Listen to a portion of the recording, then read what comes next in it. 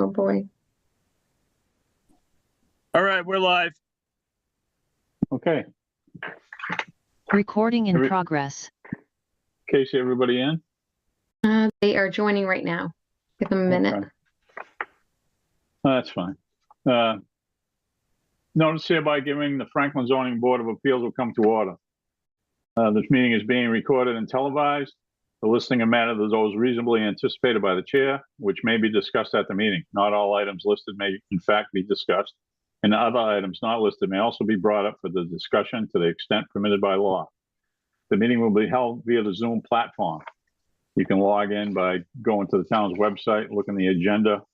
You can just punch on there. You may also join the meeting on your smartphone by calling 1-929-205-6099.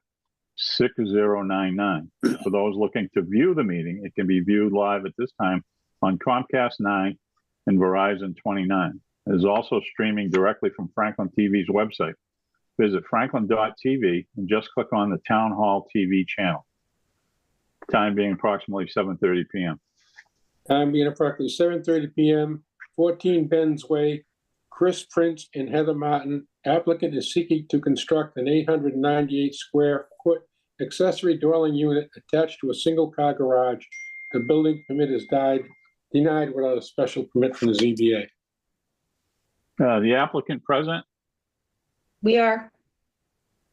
you want to just identify yourselves for the record, please? Chris Prince. Heather Martin. Okay. Just you two? Uh-oh, who's that now? Can you tell who that is, Casey? I'm going to look for them. It was echoing. Somebody was echoing in the background. But anyway. Any abutters for 14 Ben's Way? All right. Not seeing any yet. We'll continue on. It's up to the applicants to tell us what you want to do, what your proposal is, please. Okay, so the application is for an ADU, as read earlier, 898 square feet. This is to accommodate my parents on our property and detached from our main home. We live at 14 Ben's Way in Franklin in RR1. It'll be a single-story building with an attached garage. Is there any additional information you require? Well, you filled out, somebody filled out the application has some certain criteria that you have to answer for the special permit. 6 I don't know questions? if you, pardon? That's the 6 questions? Yes, yeah. We have that? Do you want the question? Okay. So question, Just read the question quick and then give us the answer. okay. Question 1, proposed project addresses or is consistent with the neighborhood or town need. The project will provide additional unit of housing for a senior couple. Question 2, is the vehicular traffic flow, access, parking, and pedestrian safety are properly addressed. The project will not significantly affect any traffic flow, access, or parking or pedestrian within the area. Question 3, public roadways, drainage, utilities, and other infrastructure are adequate or will be upgraded to accommodate development. The project will not alter the public roadway and will utilize existing utilities and drainage connected to the primary residence. Question 4, neighborhood character and social structure will not be negatively impacted. The project will not negatively impact neighborhood character or social structure. The project will likely not be visible from any public way and minimally visible to the nearest neighbor. Question 5, project will not destroy or cause substantial damage to any environmentally significant natural resource, habitat, or feature, or if it will, propose mitigation, remediation, replication, or compensatory measures are adequate. The project will not have any significant environmental impact. Again? Sorry, say that again? Okay, question. That's just somebody talking in the background. It shouldn't be. Question 6, number, height, bulk, location, and sitting of buildings and structures will not result in abutting properties being deprived of light or fresh air circulation or being exposed to flooding or subjected to excessive noise, odor, light vibrations, or airborne particles. The project will not negatively affect neighboring properties. And 7, water consumption and sewer use, taking into consideration current projected future local water supply and demand and wastewater treatment capacity, will not be excessive. Water consumption and sewer use will be minimally affected. What did you say? It was 2 of your parents or 1 of your parents going to live in there? 2 parents, yeah, both my 2 parents. parents. Okay. How do you access? Off of Ben's Way or up off of Elm Street? So I we know actually- it shows like you got two ways to get in. I Yeah, just didn't so know. the driveway pulls around and actually has entrances off Elm Street and off Ben's Way. This would be on the back of the house, and the primary access, I would think, for this location would probably be off of Elm's Way mostly. But it would be accessed off, it would actually access, off Elm Street, but would utilize Ben's Way occasionally, at least for the purpose of dwelling. Okay. Do you currently use that way every once in a while? We do, yes. Okay. I mean, it's there. I just don't know, Yeah. if you have a driveway there. But It addresses our garage for the home. It leads directly to the garage. So if we're using the garage space, we'd use the Elm Street entrance primarily. But if we're entering front of the house, we enter from Ben's. Yeah, it's you got to go all the way around the back of the house and go in. So if you come in from Elm Street, you just drive right in the garage. What's it, like a garage under in the house there or something? Yeah. Yeah. Okay. That's fine. Just one other question, because I can't really read it. So I don't do good reading sideways. What's that other little piece there? It's like 29 feet off the garage of the new structure. What is that? There's a small Shed? accessory shed that's there that would be moved. Will likely be moved anyway, but will be moved if the construction moves forward. Okay. All right. Well, it meets all the setbacks, so it doesn't really have to be moved. It's not 10 feet, it's more than 10 feet from the new structure.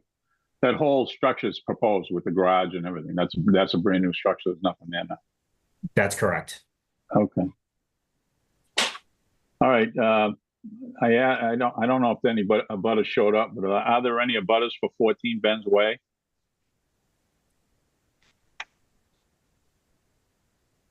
Okay, I'll go through the board. Megan, any questions or comments?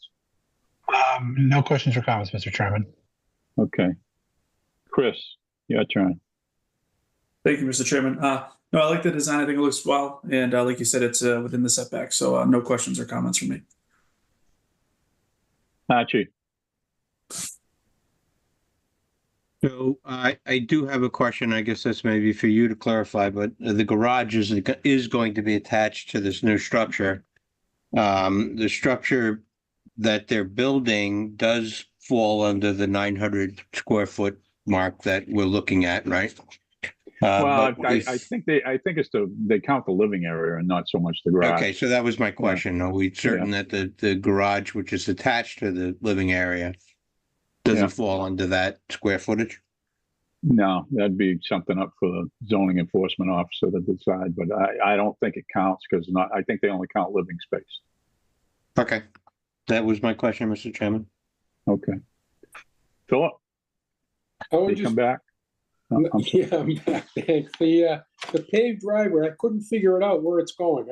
My only question, it says paved driveway and it's got some dotted lines. It's going over a sewer easement. I just didn't know where it is. Which diagram are you looking at? Well, we only got one that shows the plot. Job Well, number this is- 22-0576. Okay. Certified plot plan Ben's Way. Yeah, so that comes right off Ben's Way. That's our that where it says paved drive is actually our parking pad in the front of our home.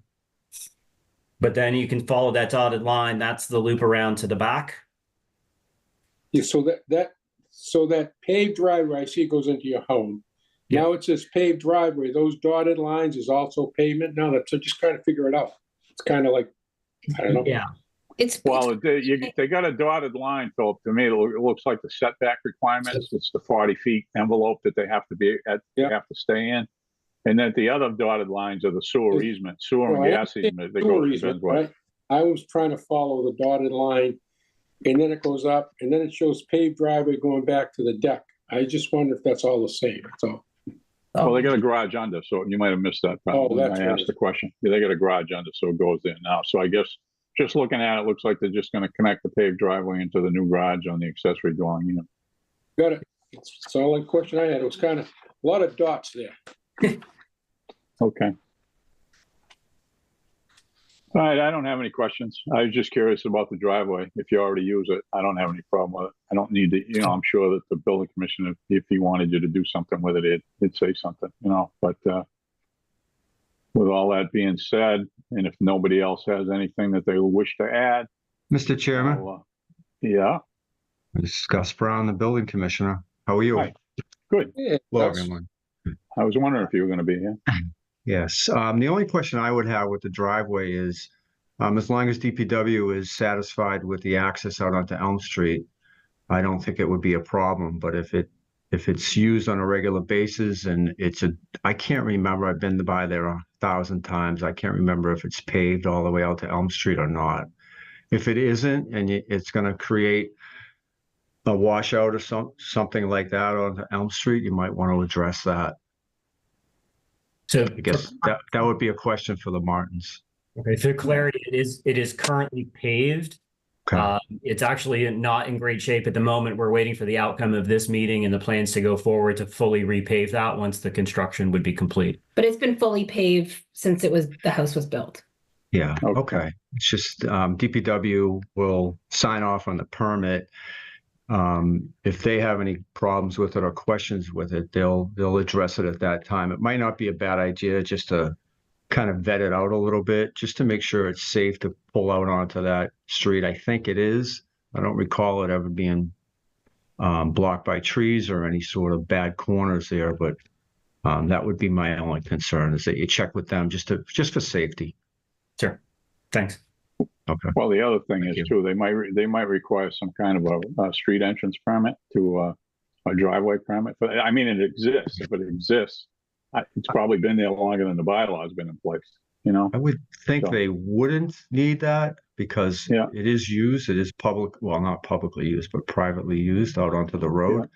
Right. I don't think a new permit would be required, but they just may want to take a peek at it. If I get a chance, if this goes through, if you want to contact me, I'll take a run out there just to double check it. And if I have concerns, I'll just contact the town engineer and he can give you Yeah, I some mean, the direct only concerns I would have is because I think it's a slope from where they are down to Elm Street. I It mean, is. most of that side of the street is up higher. So I don't know if there's any washouts that occur with that and wash any gravel onto the street. Yeah, I've never seen it, but Yeah. it's possible. Yeah. But anyway, that's for another day, another time, another Mhm. person. But Yes. anyway, anyone else have anything they want to comment on? Hearing none, I guess I'll move it to the board for, if nobody has any more questions, and if any abutters showed up, feel free to just jump in. But if not, we're going to close the public hearing and take a vote. Hearing none, I'll entertain a motion to close the public hearing. So moved. Second it. Motion made and seconded to close the public hearing. All those in favor signify by yes. Roll call vote. Archie, Yes. Philip, Yes. chair votes yes. I'll entertain a motion.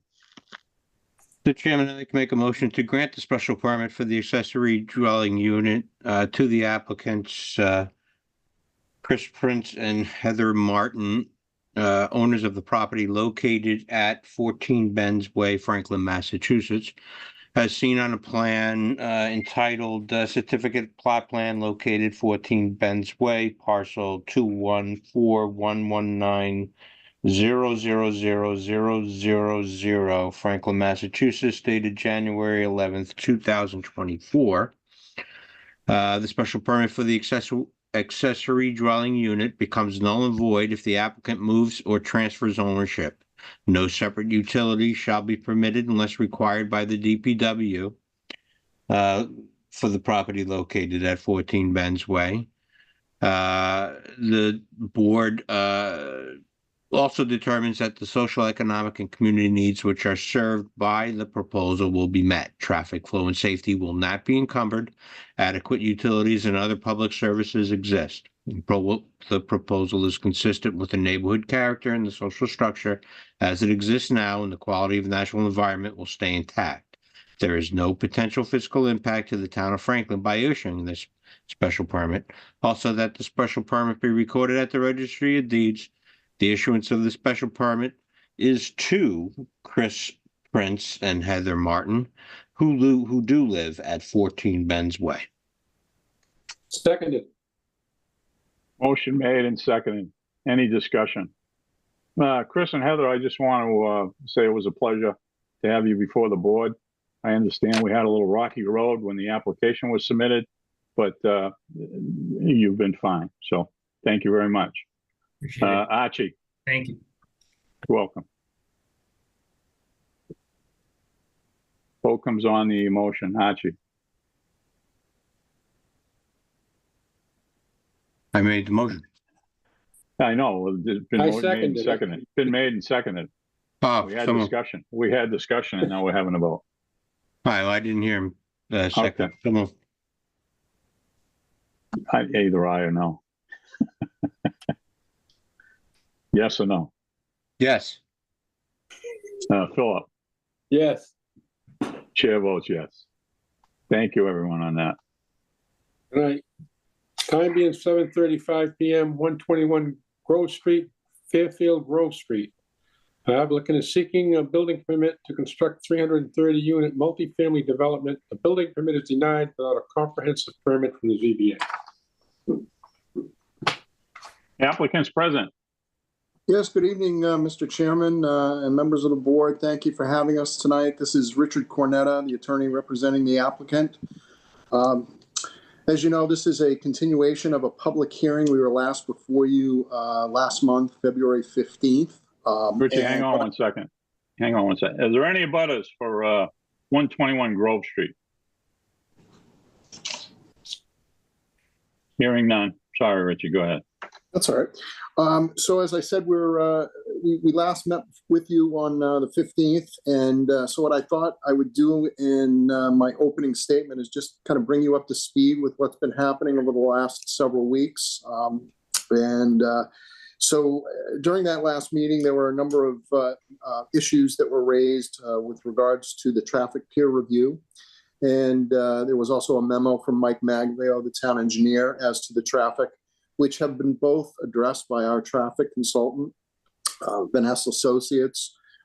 They had submitted a responsive letter on March 8th to the transportation peer reviewer, and on March 12th, addressing Mr. Maglio's traffic-related concerns. And I believe we also have on the call tonight with us Derek Roach, who is our senior transportation engineer that would be able to address any questions regarding traffic that the board might have. We also, there was an issue as to whether the fire department had confirmed the latest version of the site plan and whether that was acceptable. As you may recall, Chief McLaughlin of the Franklin Fire Department, there was a memo issued on 10/12/23. And our civil engineer had conversations, verbal conversations with Chief McLaughlin, and he indicated in those conversations that the fire department was satisfied. I believe the only issue they had at that October memo was the addition of the emergency access, which is provided on the latest plans. And he did indicate that we weren't sure whether a memo was forthcoming from the fire department, but he did indicate to our engineer that we could mention that conversation and the fire department's agreement with our current plan. And I believe an email was sent to the ZBA recently in advance of this meeting documenting those conversations with Franklin Fire. Last week, there was also a meeting with members of our development team who met with Mr. Brown, the zoning commissioner in Franklin, the town engineer, Mike Maglio, and the conservation agent, Brika Lee, and during those conversations, we discussed potential mitigation matters relative to sidewalks, wetlands, replication. sewer improvements and the improvements to the multi-use path connectivity that is out there. And there is a further conversation scheduled that we anticipate we should be able to resolve all of these mitigation issues with these various players in town. And at our next meeting before you, we should be able to present a final a package, if you will, of mitigation that would be something that has been worked on with all of the interested parties in the town. Also during that meeting, there was some discussion about the waiver list that we've discussed in previous meetings. And we anticipate that we will reduce the number of those requested waivers, and we plan to also reach an understanding as to those specific waivers that we will need for the project going forward. And we anticipate that that should be resolved in the next week or so. And so we should be able to, as I say, at a subsequent meeting, we should be able to present to you a very clean list of those waivers vetted by all of the vested parties with the town. And lastly, there was some discussion regarding the sewer improvements and whether there would be some sewer improvements necessary for the capacity and the pumping station that this project would be utilizing. And Mr. Maglio, during those conversations, had indicated that there would be a necessary for a consultant to do the analysis. And my understanding is that the town may be looking for a figure from the applicant to complete that analysis. And I think that figure is $25,000, which the applicant is willing to proceed with. But there was some also further conversations about that capacity.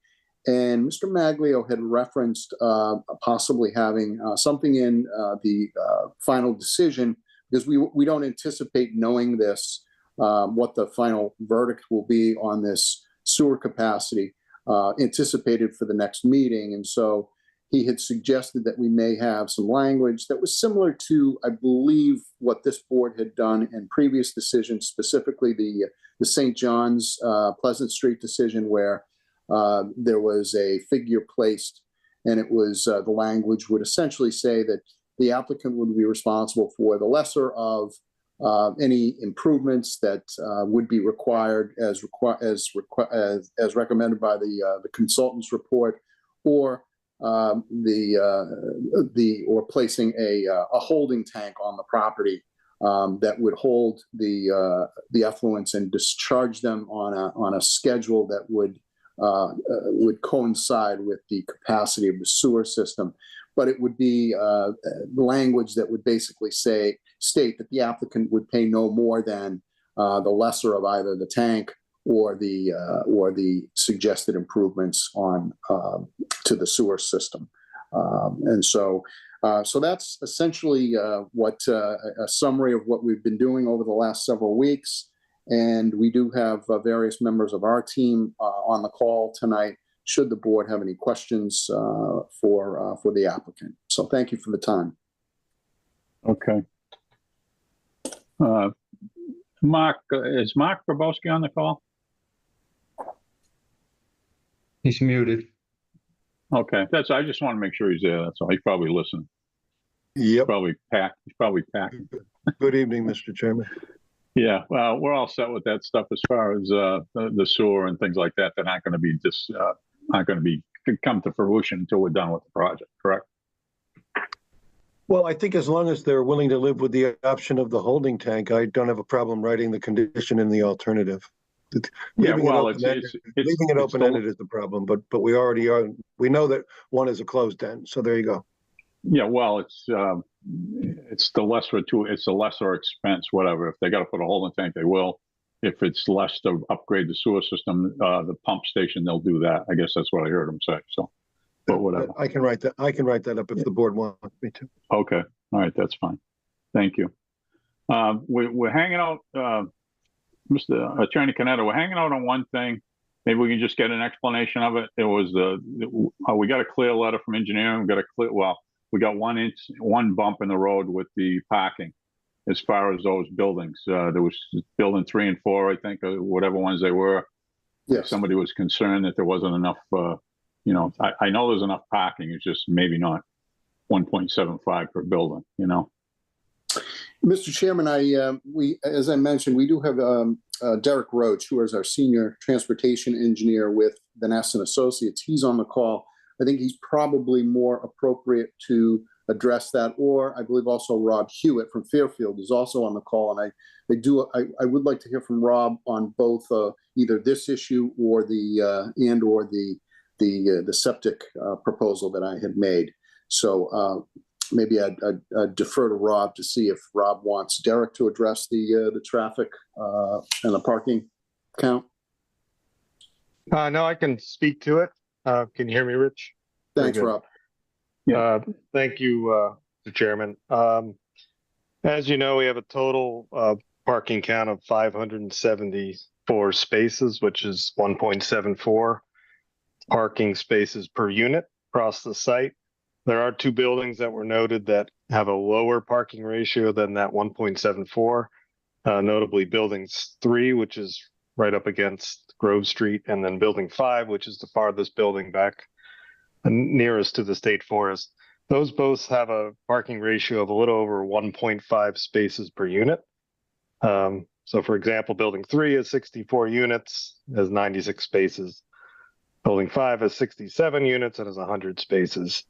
1.5 is adequate for our needs based on the unit mix, based on our experience with other projects.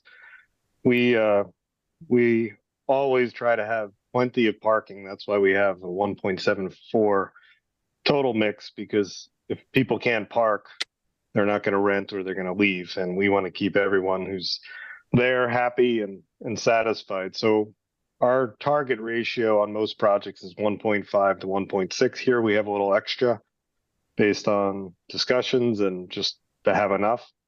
So we feel that 1.5 is adequate and is industry standard for this type of unit mix. I believe some of the other zoning in Franklin requires a 1.5 spaces per unit. And then also, both buildings that are at the lower parking ratio at the 1.5 are directly adjacent within an easy walk to a building that has more than 1.7. So there's a 350-foot walk from building 3 to building 1. And then there's a 500-foot walk from building 4 to building 5, which is suitable. And if needed, a resident could walk between the 2 parking lots easily, although we don't think that's going to be necessary. I would be happy to have our traffic engineer speak to that if it's helpful. Well, I don't think we need a traffic engineer to address it all. My question is, you got 64 units, you got 100 spaces, so you got at least 1 space for every unit, correct? Correct. And 1.5. And there's a few extra spaces. Well, a half doesn't do any good unless you're parking sideways, I guess. I don't know, but you know, but you do have. It's not like you're coming up short. You might have, you know, because not everybody that rents probably is going to have 2 cars. So there should be plenty of spaces, and it's no different than having a parking field. If you had a parking field in the middle of the property and they were able to all park in one area, and then they could all disperse from there and go to the things, but you have parking around the building suitable enough for at least 1 car for every unit, and then you got some left over. So probably half of those units could have another car also. So correct. I'm fine with it. I just wanted an explanation out there so people understood that there was a comment made on it and we just got the answer for it. So thank you for that. You're welcome.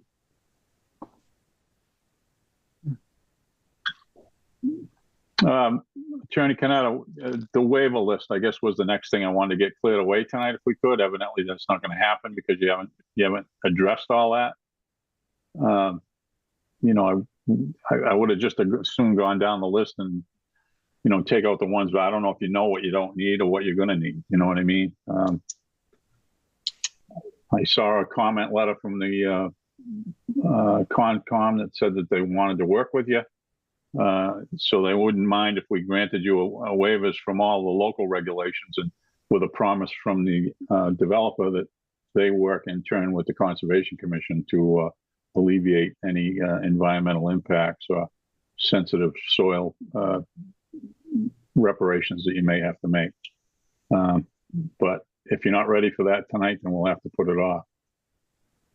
Well, Mr. Chairman, if the board is so inclined and they'd like to do that, yes, there is certainly an intent on the part of the applicant to work with these players, not the least of which is the conservation agent in dealing with what is really necessary.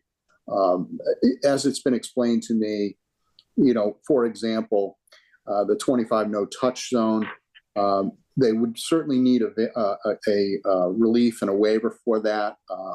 That is the local regulation, but they're not going to need it throughout the project. There are only certain areas that they will need to do and go into those areas. And so they're willing to work with the Conservation Commission and their agent to really specify, what is necessary. But, if the board is so inclined and would like to move forward with the waivers, I don't think the applicant would oppose your thought of granting those waivers with the understanding that they would continue to work with the Conservation Commission to act reasonably and only use those waivers or insist upon those waivers of the local regs that are absolutely necessary for the project.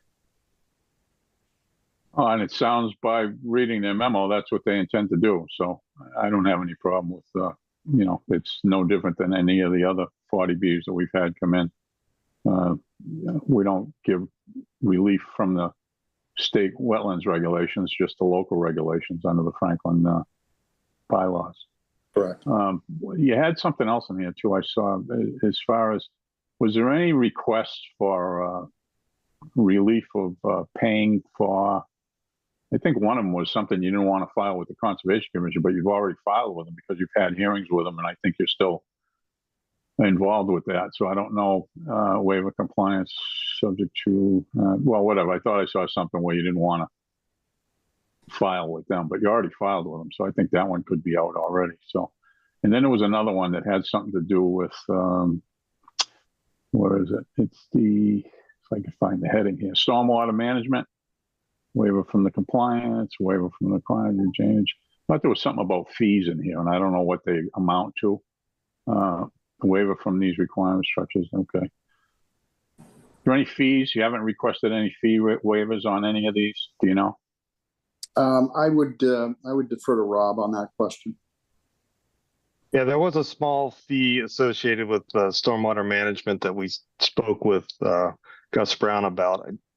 I'm looking for the exact section, Mr. Chairman, but yeah, it was I was looking for it too. I can't seem to find it. I can't seem to pull it right up. But what we were told is that's a standard fee that gets allocated to everyone, and it was relatively minor. So we had agreed that we would drop that waiver from that, waiver from payment of the stormwater utility fee, section 153.32. Oh, that's probably the new one that they came out with that. That everybody pays, even homeowners pay now. Correct. We didn't understand that, but now we're clear on that. So we're going to drop our request for that. Okay. And was that it? Do you remember? Or was there anything else as far as fees go? I'm just looking to see if there's anything else on the fees.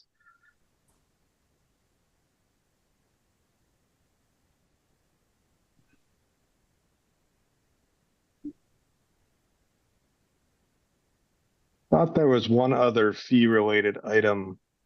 There's a stormwater fee.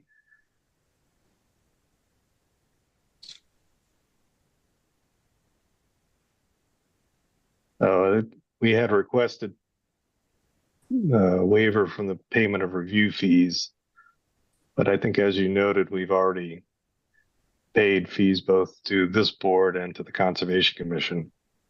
Yeah, you're already involved with the Conservation Commission. You must have paid something to get on there. Plus, if I remember correctly, you must have gave them some peer review money also. So, yeah, exactly. At some point, sometimes we will request a waiver from fees associated with the affordable units, since those are more of a subsidy to the state. But In this case, we didn't request that, so. Yeah, I mean, it would be hard, especially with the utility fee there. That There is mention of a what are you fee. gonna do? Take a stormwater There is utility fee? I'm sorry, Mark. Go ahead. There is mention of a fee on page 10 of 11 under 7.4.4 local filing fee. This is Concom. I think they want to pay the fee for the comp permit and 310 CMR 10, but not the local bond. Am I interpreting that right?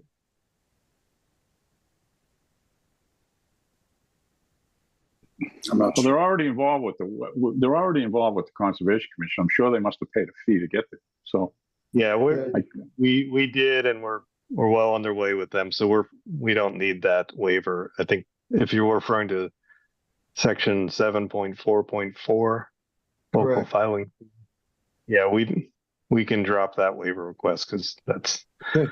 as you noted, that's not relevant. because you've already paid it, so there's no sense of waiving that one. You already paid it. So Exactly. yeah.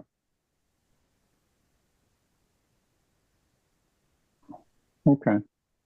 I saw a couple of them. We just touched on them. One was the fee that everybody pays, even homeowners. So you guys pay. You guys actually get a break on that because you're collecting the water and dispersing it in the proper manner. So that Am I correct? Am I correct in hearing before that you're going to submit a revised waiver list? That was We the, had intended to strike those ones we just talked about that we had discussed. Okay. So I thought in your introductory remarks, you said that you would be meeting with town staff and before 3/28, you'd have a revised waiver list. we've already done the work to revise the waiver list, but we are going to meet again and follow up on the mitigation package that we have discussed but haven't finalized on together. Okay, if you do come up with a different waiver list and you could circulate it before 3/28, that'd be great if I could review it in advance. Absolutely. certainly. Thank you. Okay. I guess that's got it covered. Yeah, is our traffic consultant Steve here? Yes, Mr. Chair, I'm here. Oh, okay. I didn't want you to fall asleep. I figured you showed up. No. I might as well get your face on TV, you know? There you go. Yep. Anyway, you're all set, right? Other than that Yeah, one I think- thing we talked about, the parking. Correct. Yeah. I think you've talked about that tonight. That was our only outstanding concern. Okay. Is Mr. Penzola here tonight also? I am, Mr. Chairman. Good Oh, evening. there you go. All right, nice to see you. Thank you for your efforts on all of this. It's nice when you can get something and get it back the same day. I appreciate that. Thank you. Yep, our only remaining concern was the sewer, and that the applicants come up with a good idea of how to take that with a condition with Yeah, the either yeah. or scenario. So Well, they just got a memo today, from the town's consultant that's going to look at it. It's a rather expensive proposition just to get to the answer. So, Right, I don't think there's any need to hold up anything because waiting for that, because one way or the other, they're going to pay and they're going to get it right. They're either going to put in a holding tank or they're going to upgrade the sewer lift station down there on the site, so whichever is cheaper, I guess is how it comes out. So. Yep. Thank you for your efforts. All right, any questions from anybody in the audience? Mr. Chairman, Sure. Gus Brown, Building Commissioner. So we did meet with the proponents. Exact date, I do not recall that at the moment, but there was a list that Rich Canetta talked about that Mike Maglio, the town engineer, created as far as his review of the traffic information. Not to make this meeting any longer than it has to be, but there's 7 items, and one of the correspondence I got had to do with the response from Denise that works for the town as far as the school buses are concerned. It appears that that's been set in motion to handle some sort of bus stop. And I haven't read that fully, but the other 6, I know that Rich Kennett also said that there was a letter that came out from Vanessa on March 8th. I don't believe I have that letter. Was that circulated, do you know? It came in, and you know, I'm sure that it's in it's in the folder here. But okay, let me see, March 8th. No, that's not it. I got them. We'll get it to you. Okay. And even we got a couple from our peer review, from our reviewer in 312. We got another letter from him. So I don't know, you probably didn't get any of those, but. Mr. Chair, I was just looking, it looks like that letter addressing the town engineer's comments came in on 312. Okay. Yeah, from you guys, but he was looking for the letter from Van Ness. I think I saw it. I thought I saw it somewhere, but gosh, you'll get them. I'm pretty sure that everything's been answered other than the just that question about how many parking spaces were it built in 3 and 5. Okay. But as we've found out, they got plenty of parking, and even maybe one left over. So, and just an extra one. Sorry, Derek Roach here from Vanessa Associates. Just to confirm, the letter is March 12th dated. That's a response to the town engineer's comments that was submitted. Okay. Thank you. No, I got a couple here from. Do you know if that got circulated to the building commissioner? You'd have to check with the secretary. I Derek Roach here again. I don't personally know if that's been circulated. No. Okay. Yeah. We got a bunch. Okay. Yes, we do. Here. Yes, we do. Yeah. Just a couple other items I just want to go through. There was a proposal created for traffic calming for 237 Pleasant Street. I have it in front of me, as was a memo from Lanigan addressing the sewer mitigation for 237 Pleasant Street. This kind of goes out to Mark Babowski. Mark, if you want that letter from Lanigan that goes over exactly what I believe his community builders are going to do for those sewer issues or questions or potential issues, I can forward it to you too. You may even have it too. Thank you, Gus. And Mr. Chairman, I also would like to see the VAI letter from March 12th. I do not have a copy. So from who? Vanessa. Oh, okay. It might be tied in with the peer review letter from Steve. I got one on March 12th. I don't know if he sent you any of that. And I got something else on here too. Last one I got from Steve was quite a while ago, so I need that transportation peer review letter. Yeah, we'll get it to you. It's dated March 12th, like he said. I see one in here. And there's also, I got another one from 12th, and I'm pretty sure that's the one from, might be the Vanessa. Let me just open it and see. Because that also came on 312.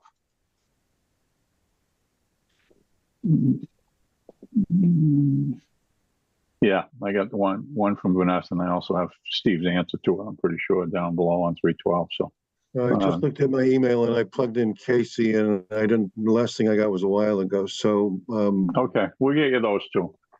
Yep. Thank you. From Vanessa and thing. They were March 12th. Actually, they came, and yeah, they're both March 12th. We'll get those to you. Okay. This is addressed to Rob. Rob, I know John Shipe's not on the call. I didn't see him.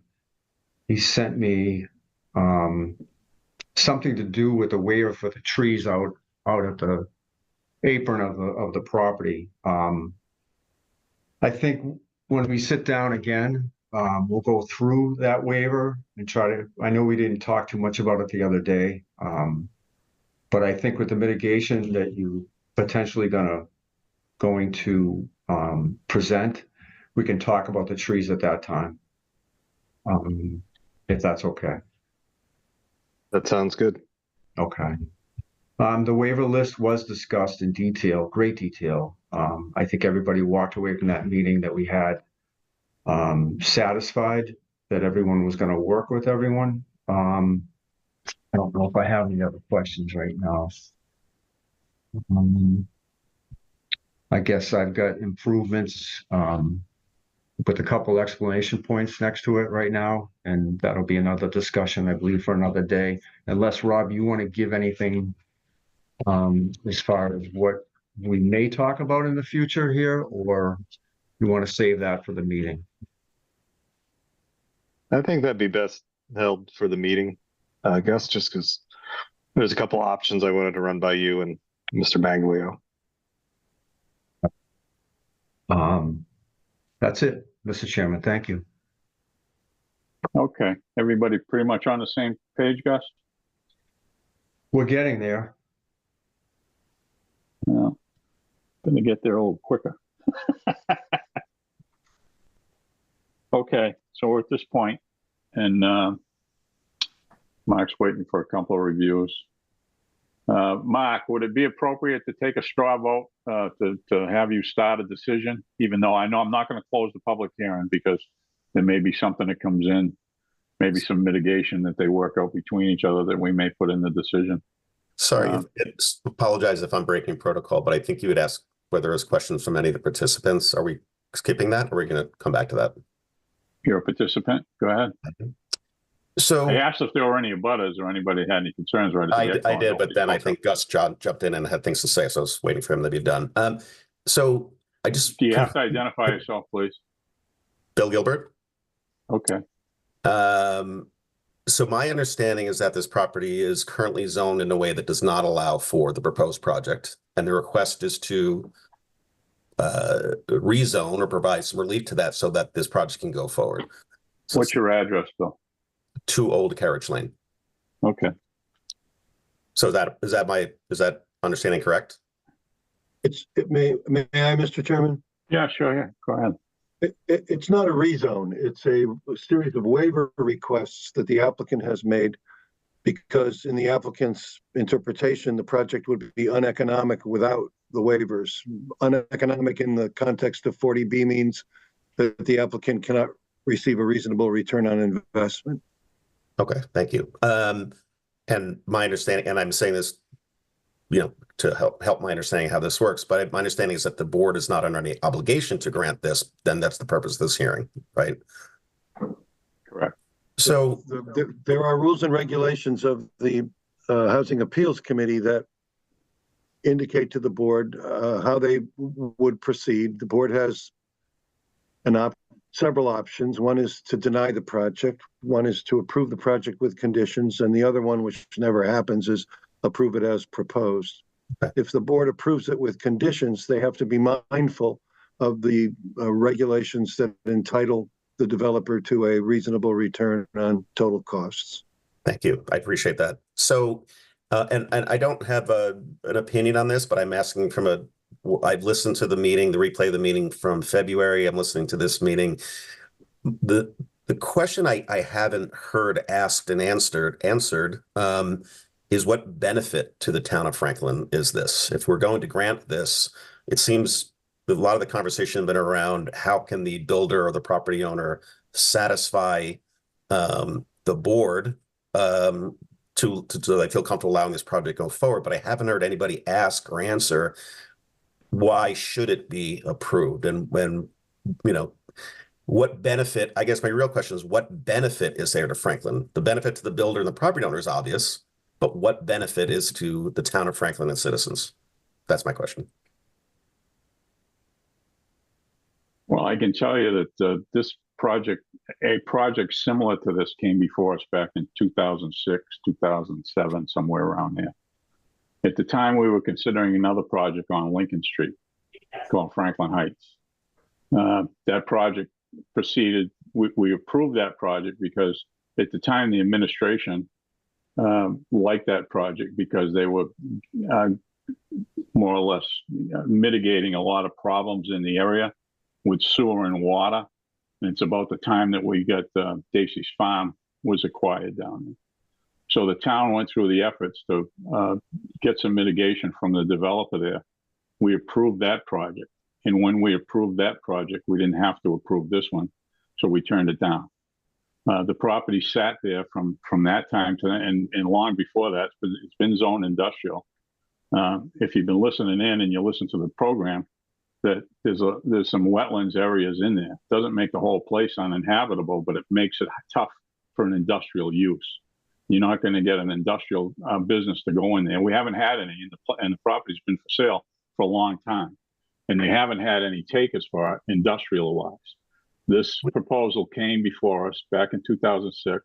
It came back before us now, and this just didn't start last week. I think they were first before the town in 2022. No, I understand that. I don't even The interrupt. town administrator. Who's the You asked owner? a question. You asked a question. I'm giving But you who's the the answer. owner of the property? Is it, It's on is it the town of application. Franklin? No. Okay, so I did hear what you said the same thing last meeting, but it's still not answering the question. Why does this need to be approved? What benefit to the town of Franklin? I understand the history, we've approved projects in the past, but that's, to me, is irrelevant to whether this project should be approved. And again, the question is, what benefit to the town of Franklin is there? It's not. It adds. I just want to say, I'm sympathetic to the builder, but the fact that it's uneconomical to them, to me, is irrelevant to the benefit to the town of Franklin. That sounds like a benefit to them, but not to the town. So that my question remains. First of all, it adds 80 affordable units to the town's tax rolls, or to the town's housing stock. And if you watch the news or anything, or see how the state administration goes, that everybody's saying they need affordable housing. So that's one of the benefits. I can tell you now, and the attorney can tell you, that if we've got this far through the planning stage, they got a letter of eligibility from the state, and we've been going through the process. And I can almost guarantee you that if we were to turn this down, and he can maybe speak to it a little bit more, if we were to turn this down, they could file an appeal with the housing court. And I'm not sure what the percentage rate is or what would be approved, but just knowing the political climate of the state of Massachusetts, that they're trying to make everybody put more affordable housing in. This particular piece is on Grove Street. There's not one residential abutter there. It's got plenty of land. It's on 32 acres, and they're providing some walking trails and this and that. And they've been working with the town to try to mitigate some of the problems that they see on Grove Street. So other than that, that's quite a bit in my mind. Well, so the answer to our question then is it's to add to the affordable housing stock of Franklin. I mean, that's the benefit. That's one of the benefits, yeah. What are the benefit to the town of Franklin is there? I don't know the exact numbers, but I think if you took up what they're going to pay in real estate tax for this project compared to maybe an industrial building that went up there, I think this would pay a lot more money. But we're not supposed to take any of that stuff into consideration. Fair enough. So I'm assuming somebody does. So, and I do appreciate that. That was a good, clear answer. That's what I was trying to get at. Is Franklin's affordable housing stock underneath the 10%? Are we in danger of going underneath the 10%? No. Well, they're not building new houses that much right now. We're at 10 point something. We're not far and away above it. And it's hard to get an actual number. But if you went to the state right now, there's a number floating around 10.5, 10.6. It's 10. I'm sorry. I'm sorry. So we're not underneath. We're not below the mandate of 10%. No. The SHIS currently published, Mr. Chairman, is at 10.86. Okay. So I won't belabor the point. I think you've answered my question. My feeling is that if the only benefit I've heard to the town of Franklin, as far as this board is concerned, is adding to affordable housing stock, and we're not below the number. So I'll leave the question, but the question in my mind still remains, then why are we looking to approve it? And I would also argue that open space and open land in the town of Franklin has value. So just because we can put something somewhere doesn't mean we should.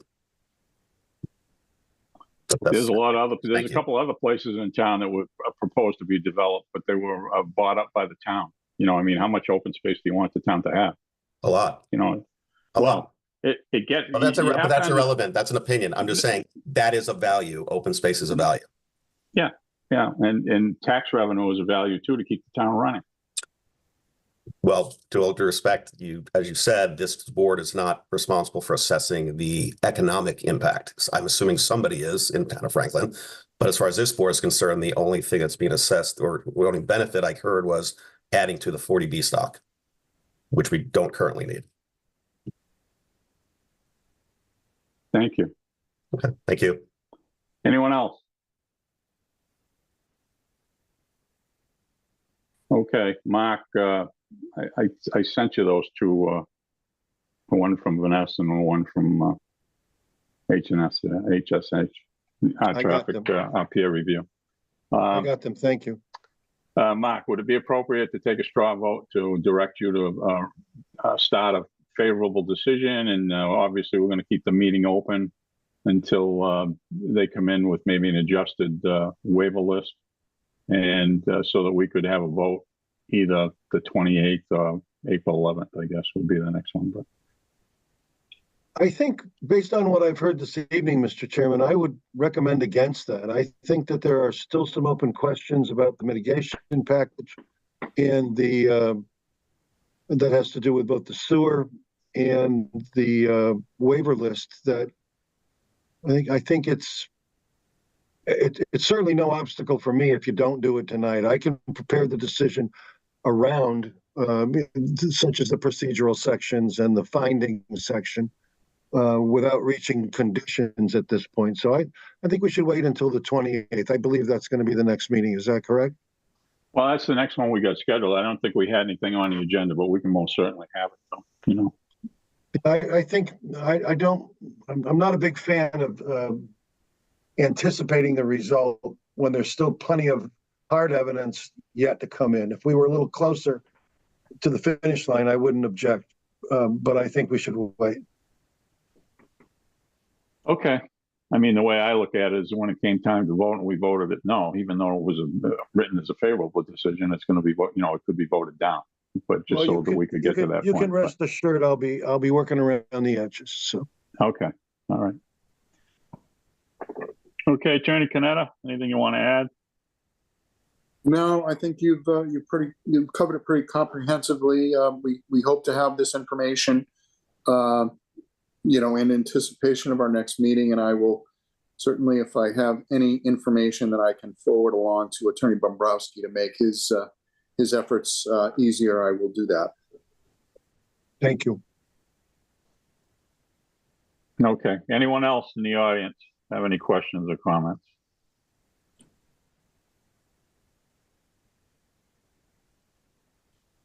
Okay, then, so next meeting, Mark, we'll finalize all that in the public hearing. And then, would we close the public hearing then or wait until the 11th, April 11th to take the vote? Six of one, half dozen of another. I think I'm becoming more of a fan of leaving the public hearing open, even though I'm now the beneficiary of your straw vote with instructions to draft one way or the other.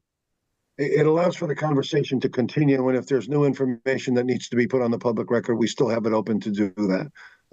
Like I said, it's 6 of one, half dozen of another. Yeah, I just like to, I figured if we put a deadline on them, they might negotiate a little bit faster. Let's see what happens on the 28th, and we'll go from there. Anyway. All right, let me just go through the board once if anybody's got any questions. Megan, any comments or questions? Thanks for the answers, and anything I had concerns with got addressed, so I don't have any questions, Mr. Chairman. Okay, Chris, any questions, comments? Yeah, thank you, Mr. Chairman. I thought the notes from Mike McAleo were great in regards to things to continue to consider.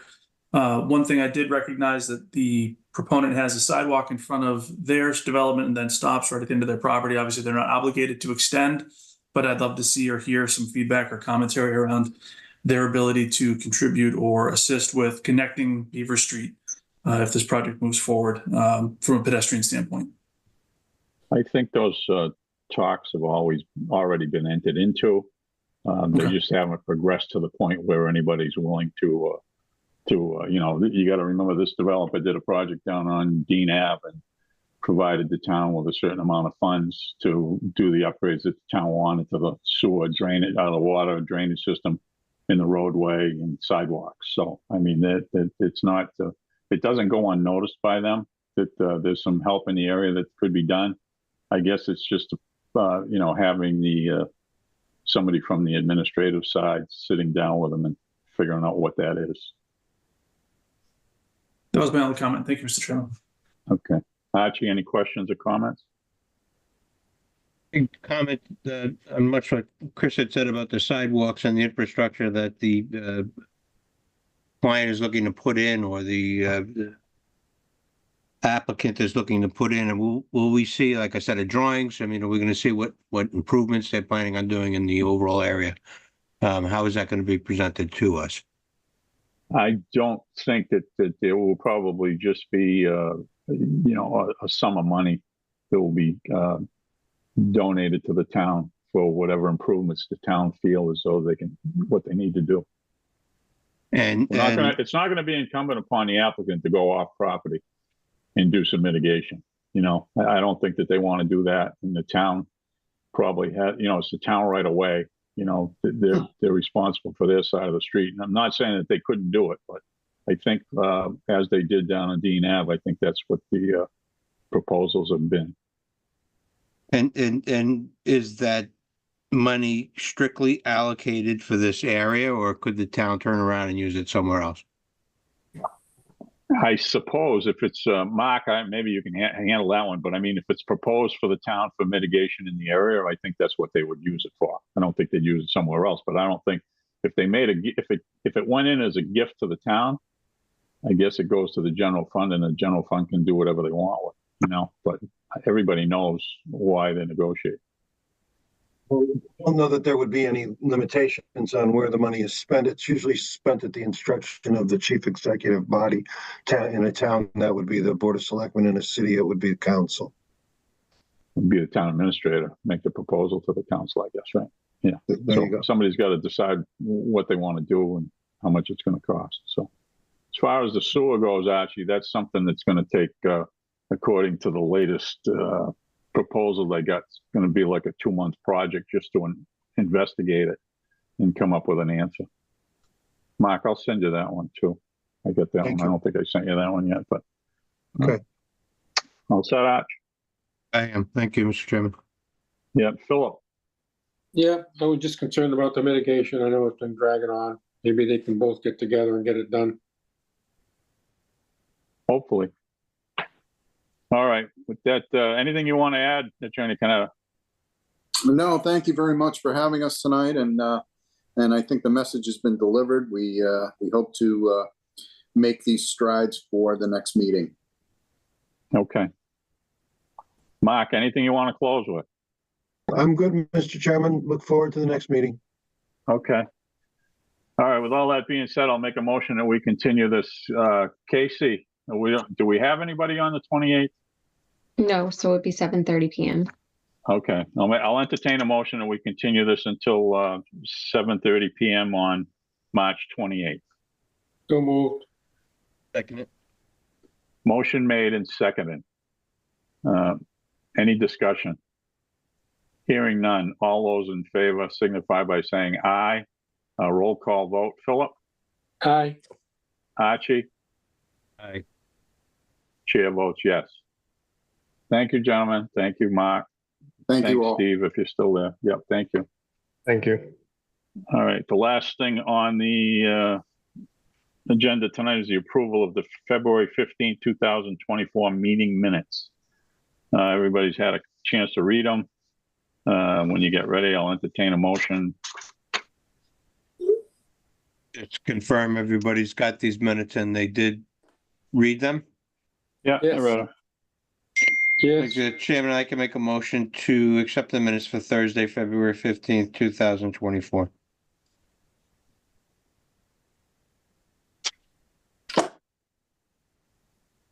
Seconded. Needs a second. Yes. Motion made and seconded. Any discussion? Hearing none. All those in favor signify by saying aye. Roll call vote. Chair votes yes. Philip? Yes. Archie? Yes. Anything else to come before the board? Okay.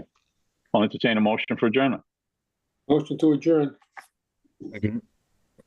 Motion made and second for adjournment, non-debatable. All those in favor signify by saying aye. Roll call vote. Archie? Aye. Chair votes yes. Philip? Aye. Good night, everyone. Thank you. Good night, Night. Kurt. Everybody.